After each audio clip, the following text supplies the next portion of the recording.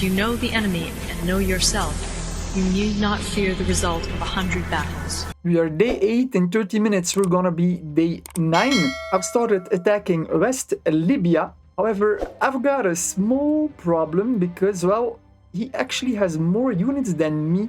He hasn't been playing, so he hasn't lost any units. But, well, as you know, in this game, in your provinces, you produce automatically. So the inactive countries is building up with more and more units, while I lost units in my conquest. In the newspaper, day 8, you can see the mightiest army list. East Algeria has 6.35%, followed by Sweden 6.2, 6.18 for Northern USA, Poland 5.8, Northern Russia 5.79, Russia 5.75, 7th place West Libya with 5.36, and I am 8 with 4.94. So the difference between me and East Algeria is 50%. His army is 50% larger. However, I am ranked first. Now, I've got the impression that everybody here, they're just a bit waiting, actually, because only at day 8 you can start building industry. I'm building industry here in the double steel. I'm building industry also here in my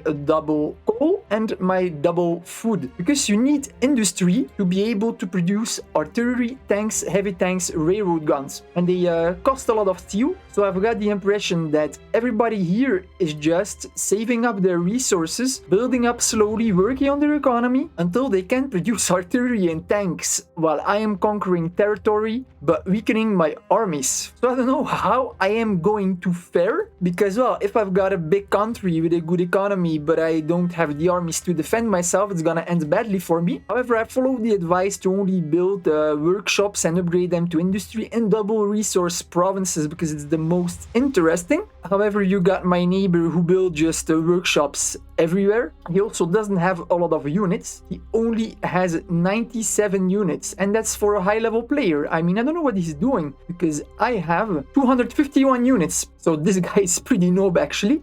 I've contacted Algeria because he's the highest ranking player on the map. He has rank 17. That is one of the highest ranks in the game, Lieutenant General. And so I asked him if he wants to be allies, if he has some advice for me. We're gonna see what happens. Maybe I should ask him to share maps so that I can learn from him, but I'm afraid to get backstabbed. On day 6, I was doing very good. I have the biggest economy. I have the largest economy, so that's always good. However, the day after, on day 7, when you have the list of the most efficient economies, I'm not even in it. So obviously I'm doing something wrong, but I don't know what. Got a very weak economy. If you look at Caucasus, I'm a bit jealous. He has a double wood and a double steel, man. I only produced 3,475 wood. And you need a lot of wood. You need wood to build the capital, for an aerodrome, for a harbor, railways, factories, barracks. Actually, you need wood for any type of building. So I don't know how I'm gonna do in this game with this little wood.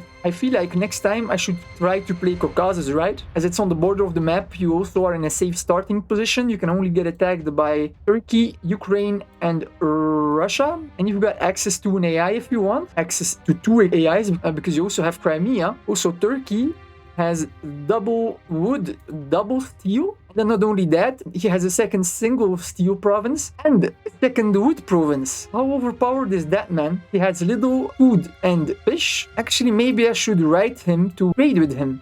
The next day. Right, we are 2 hours into day 9 and I am not happy. I'm attacking here with an overwhelming force of 3 versus 1 and still I lost 14 units and the enemy lost 18 units. I mean, I attack a 1 versus 3 and still I lose about the same amount. What is that all about, man? He should die much faster and inflict less damage, right? There's not even a bunker. It's not logical, man. This is broken. I mean, only at day 8 do we get access to the industry. And industry takes 12 hours to build, so that's 2 days. So only at day 10 can you start making artillery and tanks. In the meantime, the only units you have are armored cars, but they are defensive and cavalry. That's all. So your main unit for the first 10 days of the game is infantry, but when you attack, no matter which overwhelming force you have, you lose the same amount of units. That's so stupid. I feel like instead of killing the enemy, I'm killing myself, man. Doesn't make sense at all. I've been talking a bit with